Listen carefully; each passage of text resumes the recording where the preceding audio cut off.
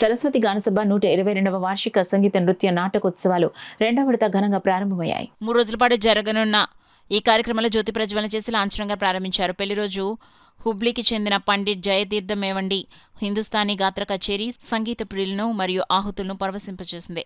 జయతీర్థ్ యమన్ రాగంలో గోవింద భజన్తో కచేరీ ప్రారంభించారు. జోగు తదితర రాగాలను విస్తృతంగా ఆలపించి ప్రేక్షకులను మైమరిపింపచేశారు. ఆయనకు హార్మోనింపై నరేంద్ర నాయక్, తబలాపై ఆకాశ్య జోషి, తంబురాపై Rotary golden jubilee club elect president న్యాయవాది జోగచంద్రరావు చందు మరియు నీరజలు వాద్య సహకారాన్ని అందించారు. సుమారు 3 గంటల పాటు ఈ కచేరీ జరిగింది.